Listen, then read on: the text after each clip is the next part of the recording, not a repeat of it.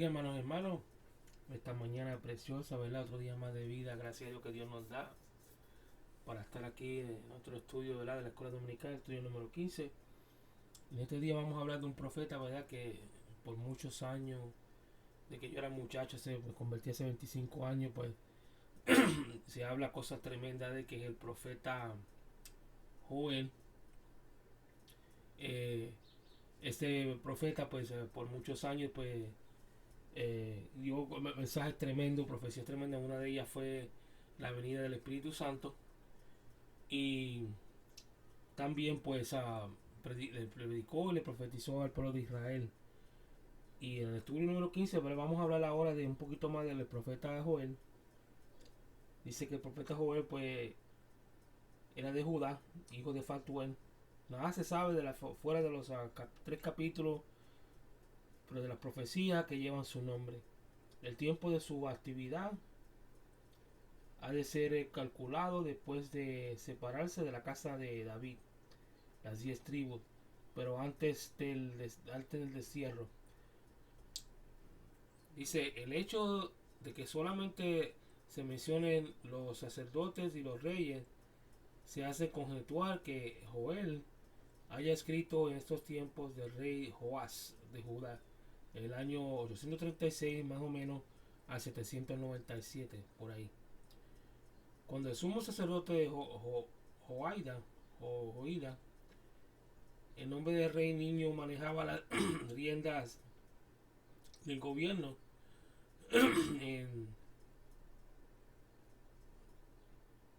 una minoría de exigentes ubicaban a Joel en el periodo después del destierro, fundándose especialmente en el 3:6, donde se menciona los griegos. Otra cosa, referencia aquí estaba leyendo de la cara Colunga, sí, entre paréntesis. Dice su anuncio, como dice este mismo autor, es escatológico, cosa que no debes olvidarse al interpretarlo, ¿verdad? El profeta Joel era un profeta tremendo, nada más con profetizar la venida del Espíritu Santo, ¿verdad? El armamiento del Espíritu sobre toda carne, eso es algo grandísimo. Y fíjate que no sé, los otros días había visto, leyendo antes de leer la clase, había sacado el versículo 21 de la clase de hoy y no me había dado de cuenta antes de estudiar la clase, que son algo tremendo, cosa de que en las cosas de Dios, mi hermano, todo tiene un propósito. Y todos nosotros pues a veces no nos damos ni de cuenta cuando Dios nos usa para ciertos específicos momentos y hasta después que caemos en cuenta, mi hermano, porque es así. Pero las cosas, todo lo bueno, que recuerda que todo lo bueno viene de Dios. Vamos a comenzar la clase, ¿verdad? Está en el estudio número 15. Se titula Esperanza en medio de la adversidad. La base bíblica se encuentra en Joel 2, 12 al 21.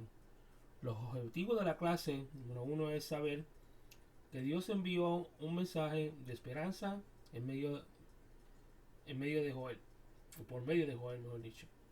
Número 2, aceptar que Dios puede cambiar las circunstancias desagradables si nos volvemos a Él. Número 3, determinar vivir más cerca de Dios. Esos son los 3 puntos del objetivo de la clase. El pensamiento central dice, Dios puede cambiar la adversidad en prosperidad si se le busca con sinceridad. El textuario dice, porque Jehová será esperanza de su pueblo y la fortaleza de los hijos de Israel. O es 3:16. Fíjate, como Juan 3:16 también. Dice la escritura bíblica, ¿verdad? La vamos a leer desde Joel 12. Vamos a empezar en Joel 2:12 hasta el 21. Dice, por eso pues ahora, dice Jehová, convertíos a mí con todo vuestro corazón y con ayuno, lloro y lamento. Fíjate qué cosa, de todo corazón, ayuno, lloro y lamento. Rasgad vuestro corazón, en vez de rasgarse los vestidos, teniendo que se rasgue sus corazones y no vuestros vestidos. Convertíos a Jehová vuestro Dios, porque misericordioso es y clemente, tardo para la ira y grande misericordia, y que se duele del castigo. ¿Quién sabe si se volverá y se arrepentirá y dejará bendición tras él? Esto es ofrenda de libación para Jehová vuestro Dios. Tocad trompeta en Sion, proclamad ayuno, convocad asamblea. Reunir al pueblo, santificar la reunión, juntar a los ancianos, congregar a los niños y a los que maman. Salga de su cámara el novio y de su tálamo la novia. Entre la entrada y el altar lloren los sacerdotes y ministros de Jehová y digan: perdona a Jehová a tu pueblo y no entregues a oprobio tu heredad, para que las naciones se enseñoreen de ella, porque han de decir entre los pueblos: Dios está. ¿Dónde no va a ser su pueblo? ¿Dónde está su Dios? Perdón. Y Jehová solicitó por su tierra, perdonará a su pueblo. Y Jehová solicitó por su tierra y perdonará a su pueblo. Responderá Jehová y dirá a su pueblo: y aquí yo os envío pan, mosto quiere decir vino, y aceite, y seréis saciados de ello, y nunca más pondré en oprobio entre las naciones. Número 20 dice: y haré alejar a vosotros del norte, y lo echaré en tierra seca y desierta. Su faz sería hacia el mar oriental y su fin al mar occidental. Y exhalará un suedor y subirá su pudrición porque hizo grandes cosas. Tierra, es el versículo que había escrito el número 21, que había hablado anteriormente, antes de la clase. Dice el número 21: tierra, no temas, alégrate y gózate, porque Jehová hará grandes cosas. Mira qué tremendo este versículo. Por eso que el que va con el versículo este va con un título que es la esperanza en medio de la adversidad. Y qué cosa que todo esto, si lo comparamos a estos tiempos, va perfectamente. Pues estamos pasando por un momento muy difícil en estos tiempos, ¿verdad? Con lo que está pasando con el coronavirus y todas esas cosas, que si miramos y percatamos bien todo lo que está pasando, pues va con nosotros. Digo, de una manera u otra, usa su santa palabra para alcanzarlo, mi hermano. Dice la introducción: el profeta se valió de una calamitosa situación producida por una invasión de langosta para tratar de convencer a la nación de la realidad espiritual en que se encontraba. Mientras que las langostas habían destruido la vegetación causando hambre, un ejército invasor entraría a las ciudades y las casas, causando muerte y destrucción. En medio de la situación, Joel ofrece un mensaje de esperanza así su pueblo, si volvía sinceramente a Dios. En Joel resaltan dos temas sobresalientes: adversidad y esperanza. Fíjate qué cosa tan tremenda que miramos el capítulo anterior, el capítulo 1 y el principio del capítulo 2, hablan de todas esas cosas, de que el ejército asirio que iba a llegar a destruir, dicen que iba a llegar a atacar a Israel, y la langosta también, que viene siendo los animales que habla, de una de las plagas que habla en la Biblia, en el libro de Génesis, cuando estamos hablando del éxodo de Israel de Egipto, que se comen todo lo que hay. Son animales que son muchísimos, que cuando la gente los ve, aún en la África todavía se ven en algunos sitios, cuando salen esos animales salen corriendo la gente, porque es una bola que sale en el cielo de insectos de esos, que cuando uno los ve lo que quiere es salir corriendo.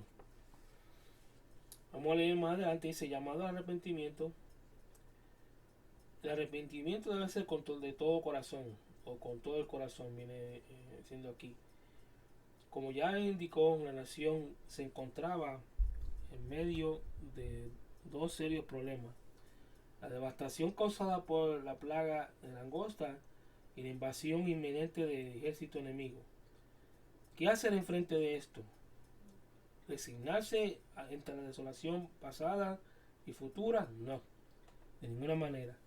Lo que el pueblo tenía que hacer es volverse a Dios. En el versículo 12 habla de cuatro características de conversión a Dios. Número uno, de todo corazón. Número dos, con ayuno. Número tres, con lloro.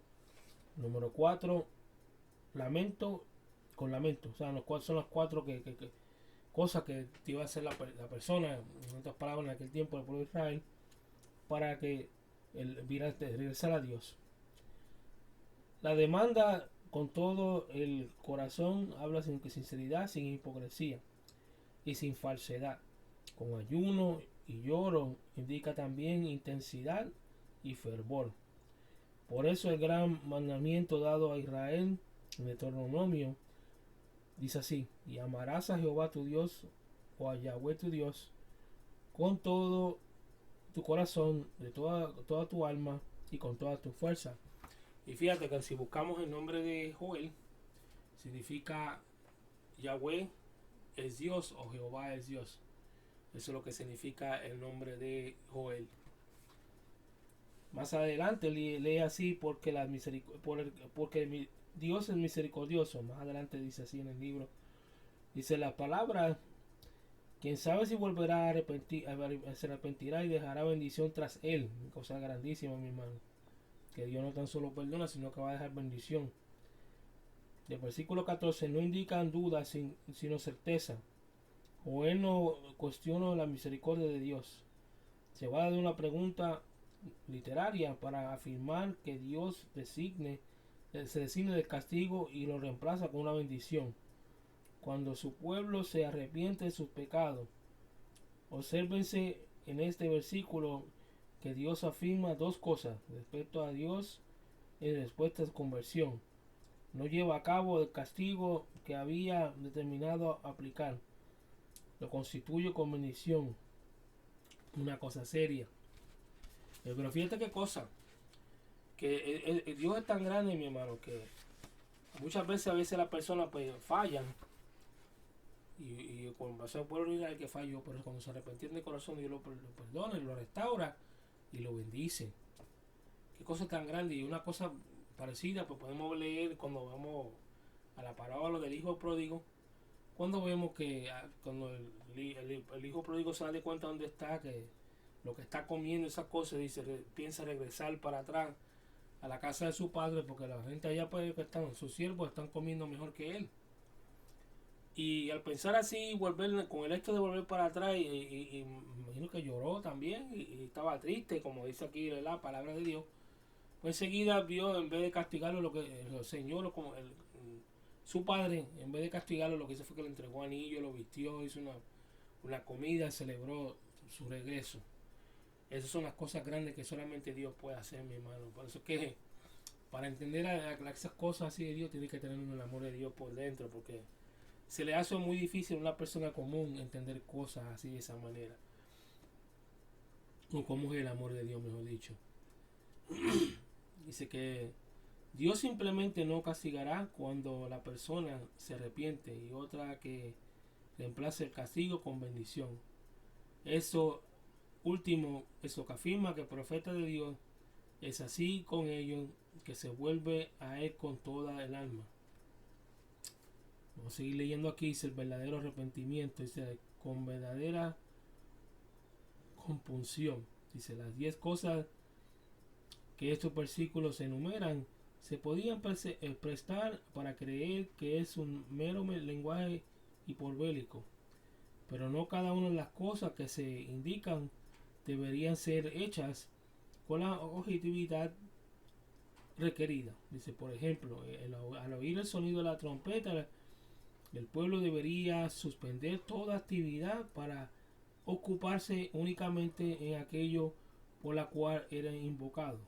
La proclamación nacional del ayuno se hacía en momentos críticos en que la estabilidad y el futuro de la nación se encontraban por medio. Por ejemplo, cuando Esther pidió que todos se unieran a ella en ayuno ante la amenaza de Amán, en Esther 4:16, dice: convocar a la asamblea conlleva un sentido de urgencia, donde se explicaban las causas por la cual se hacía y discutían las medidas para remediar la situación.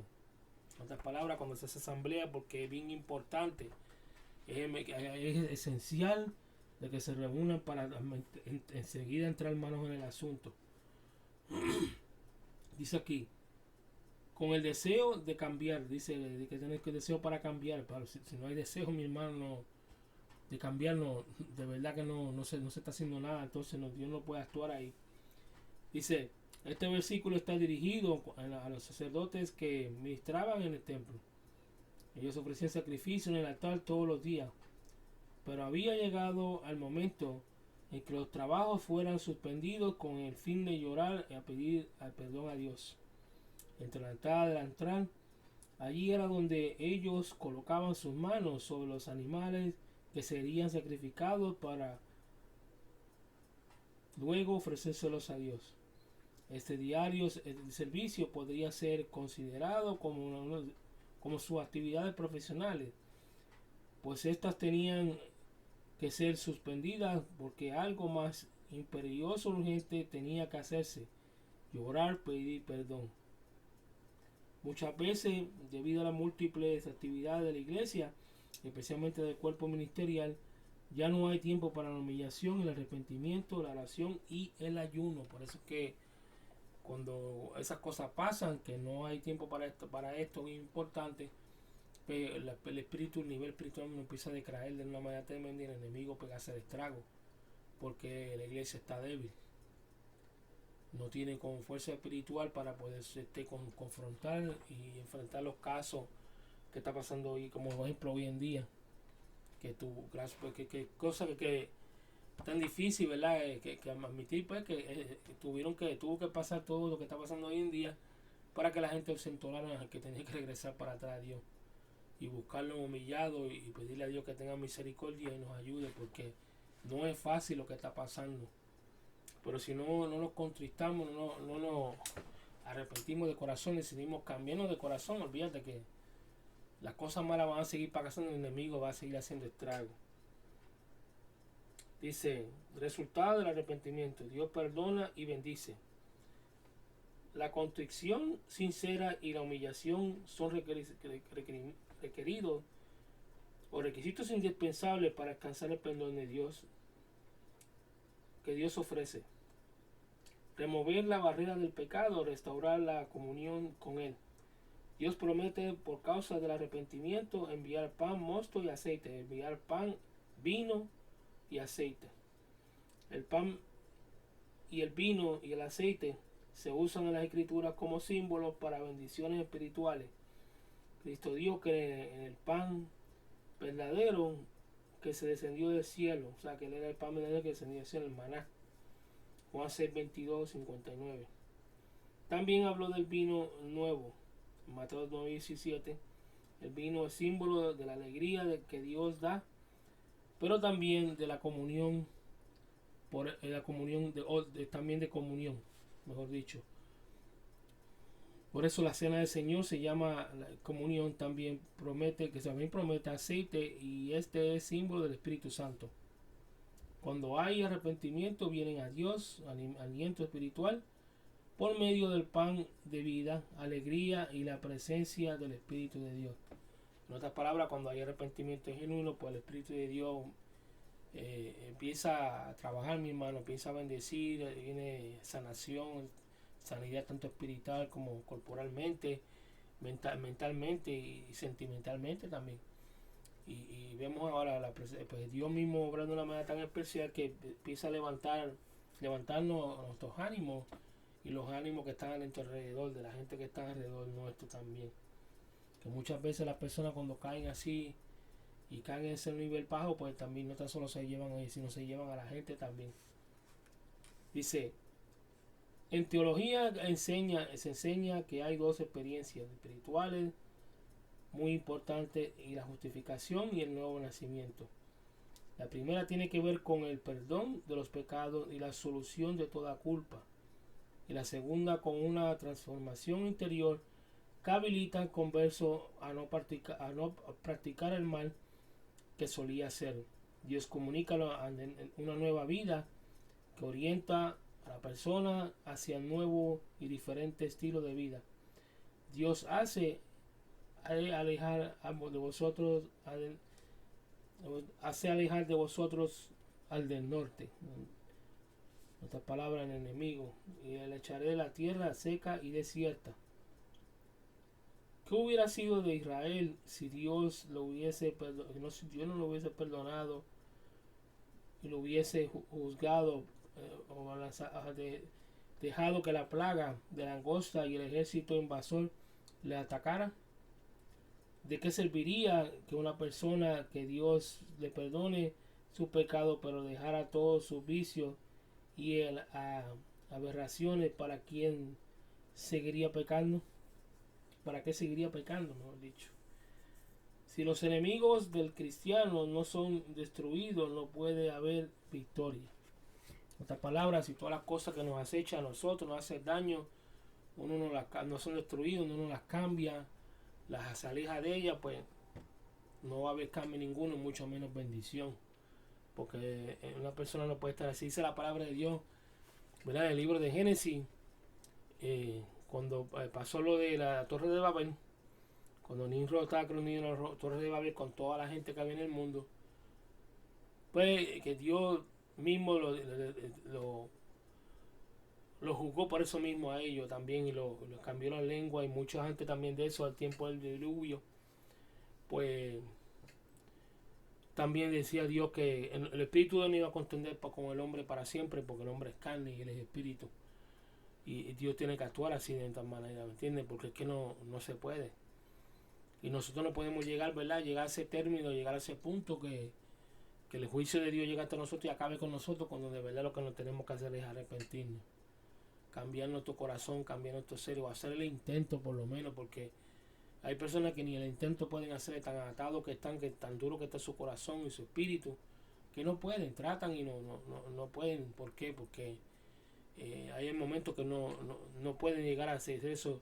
Pero cuando ya uno pone que sea un pie, hacer el intento, poner un pie en el piso, a tratar de hacerlo, yo sé que a veces Dios está mandando, muchas veces Dios manda ayuda, gente que nos ayude a nosotros a caminar, a orientarnos, ora por nosotros, nos ministran, y hasta los mismos ángeles nos ministran para poder nosotros llegar a encomendarnos los caminos rectos como Dios manda y de la manera que Dios manda también. No se puede vivir la vida de esa manera así. Dice el resumen general, el libro de Joel, con una elegancia única, expone impresionantes contrastes entre la conciencia devastadora del pecado y la misericordia restauradora de Dios. ¿Qué hacer ante una situación tan dramática? Volverse a Dios, pero no siguiendo los mismos ejercicios espirituales rutinarios a los cuales estaban acostumbrados. O sea, que no podemos cargar una rutina, a seguir buscando a Dios de la manera que estábamos, porque sabe que no va a llegar muy lejos, va a seguir lo mismo. Entonces hay que hacer un intento de buscarle a Dios, pero más genuino. Si no oramos, oramos poco, orar más. Si no ayunamos, ayunar más, o ayunar, hacer el intento. Y ayunar, pedirle a Dios fuerza, porque no se puede seguir así. Si nos echamos para atrás, entonces pues el enemigo va a tomar ventaja de nuestra carne, ¿verdad? Y nos va a seguir tentando, va a seguir atacándonos, y nunca se va a llegar a llevar un nivel espiritual a cual Dios quiere que lleguemos. Dice, en lugar de eso, era necesario que todo el país se volviese a Dios en oración, humillación, ayuno y quebrantamiento y arrepentimiento. La iglesia debe aprender de estos mensajes. En muchos sitios de América Latina se habla de grandes avivamientos porque hay grandes concentraciones y eventos que entretienen al pueblo. Pero los países siguen peor en criminalidad, corrupción y vicio. ¿Hará falta un verdadero arrepentimiento? Esa es la pregunta que está en el último de la clase ahí. Y la respuesta es que sí. Tiene que haber un verdadero arrepentimiento para que pueda haber transformación, para que pueda haber regeneración y bendición. No se puede hacer así, no se puede vivir de una manera la cual Dios ofende al Espíritu de Dios, porque llega el momento que el Espíritu de Dios se aparta y deja que nosotros cojamos nuestro rumbo, y cuando vienen a ver, le van a ir mal en peor, como le pasó al hijo pródigo, que se queda en un estado que después no haya ni qué hacer con su vida. Y algunos se deprimen tanto que hasta tratan de matarse. ¿Por qué? Porque no dejan no se arrepienten genuinamente y tampoco le dan el espacio al Espíritu de Dios que trabaje con ellos. Pero por lo menos ya arrepentiéndose genuinamente y tratar de hacer el esfuerzo de cambiar, pues Dios manda ayuda. Dios no nos va a dejar a nosotros a intemperie ahí, que nos muramos y que el enemigo haga estrago con nosotros. No, claro que no. Pero está en nosotros de que nosotros pongamos esta parte de con lloro, con arrepentimiento de corazón y con todo nuestro ser, nos miremos para atrás para que Dios pueda trabajar en nosotros la manera que tiene que trabajar y transformar nuestras vidas. Vamos a ir, ¿verdad? A las preguntas. Vamos a hacer una o dos nada más porque quiero hacer una oración antes de terminar la clase. Y vamos a ver, primero que mencione las 4 características de la conversión hacia Dios. Ya la habíamos hablado de las 4 características que era arrepentimiento, lloro, humillación y ayuno. Todas son cosas bien importantes para que demostrar que tenemos un arrepentimiento genuino y a la misma vez que Dios obra en nuestras vidas.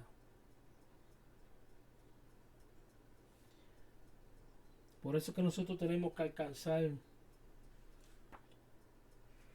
o tratar de alcanzar, ¿verdad?, de la misericordia de Dios haciendo estas cosas. Porque pregúntense ustedes mismos, nosotros tenemos que preguntar a nosotros mismos. ¿Estamos cumpliendo estas 4 cosas nosotros mismos? ¿Estamos nosotros haciéndolo genuinamente? ¿Estamos haciendo el esfuerzo, ¿verdad?, de especialmente en estos tiempos tan malos que estamos viviendo, de arrepentirnos y cambiar nuestro corazón de una manera en la cual nosotros podamos ver la gloria de Dios en nuestras vidas? Tenemos que analizarnos todos los días, especialmente en estos momentos tan difíciles que estamos viviendo, porque si nosotros que somos la iglesia y estamos mal no podemos ver esas cosas, imagínate el pueblo que es inconverso que está allá afuera. Nosotros estamos supuestos a ser la luz del mundo, representar a Cristo en la tierra, embajadores de Cristo.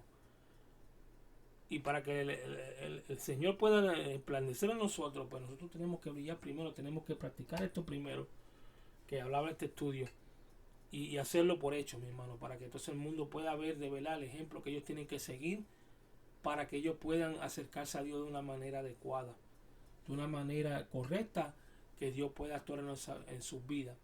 Pero mi hermano, si no lo hacemos nosotros, ¿cómo lo van a hacer ellos? Si ellos no conocen a Dios, si han oído de Dios, no saben cómo actuar, están confundidos. Hay cosas terribles que están pasando, mi hermano. Este virus está haciendo estrago y el enemigo también. Porque hay gente que se están matando y haciendo muchas cosas. Y algunos se están deprimiendo y no saben ni qué hacer, están confundidos. Y por eso tenemos que hacer la luz del mundo, ser la guía de esas personas, para que esas personas pues vean en nosotros el ejemplo la cual ellos tienen que seguir para acercarse a Dios.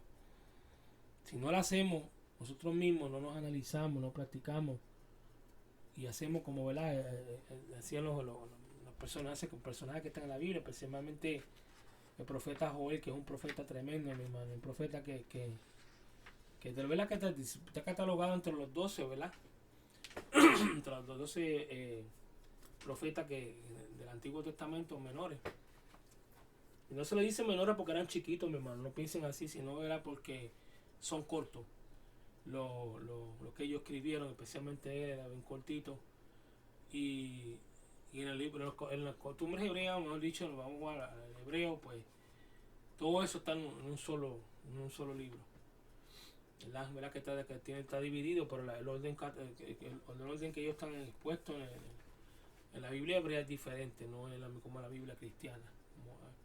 Pero tenemos que dejarnos llevar por ese modelo de vida, ¿verdad? De todas las cosas que están escritas en la palabra de Dios, especialmente lo que dice el profeta aquí en la clase de hoy, porque eso es lo que nos va a llevar a nosotros a acercarnos a Dios, llevarlo un plan de acuerdo a lo que la palabra de Dios dice y poner nosotros brillar de la manera que tenemos que brillar para alcanzar las almas, mi hermano, para poder demostrar quién es Dios en nuestras vidas y quién es Dios o que a qué está dispuesto Dios a hacer por aquellas personas que lo necesitan. Por eso, mi hermano, tenemos que seguir encomendándonos a Dios y practicar los 4 pasos que hablamos aquí en el estudio, para que las personas también puedan usar esos pasos y puedan acercarse a Dios. Pero vamos a dejar la clase hasta hoy aquí. Vamos a la semana que viene, pues ya haremos otra. Ya pronto, pues, si Dios lo permite, vamos a estar haciendo una clase en vivo de nuevo. Vamos a estar teniendo más material y todas esas cosas. Ahorita pues las clases están durando un poquito menos de grabación porque para subir se hace más fácil y a la misma vez más concreto. Le vamos a hacer una oración para así cerrar esta clase y así dirigirnos en bendición por el resto del día y la semana. Padre, en el nombre de Yeshua HaMashiach, vengo delante de tu presencia, Señor. Dándote gracias, Dios mío, por este día. Dándote gracias por haberme permitido, Señor, hacer esta grabación de este estudio, Dios mío, para mí personalmente, para mis hermanos y todos aquellos que quieren edificar su vida, acercándose más a Dios, buscando esos 4 pasos, buscando esas esenciales cosas para llegar a alcanzar tu misericordia y tu bendición, Señor. En nombre de Yeshua HaMashiach te pido por todas esas personas que están enfermas del coronavirus, todos que están paniqueados, Señor, por ese virus. Que tú tengas misericordia, Señor, que podamos llevar una palabra de esperanza, de salvación, para que esa persona se salve, Señor, se arrepienta y vuelve hacia ti, Señor. Úsanos, Señor, a nosotros como vehículo de luz para aquellas almas que lo necesitan, Señor, y ayúdanos a ser más fuertes, ser columna donde estamos, y representándote a ti, Señor, en espíritu y en verdad, para que la gente y las personas vean quién eres tú, Señor, de verdad. Que no sea como hablaba Job, que nada más te habían oído. En nombre de Yeshua HaMashiach te lo pido, Señor, dándote gracias, Señor. Amén. Que Dios les bendiga, Dios los guarde. Nos vemos la próxima semana. Amén.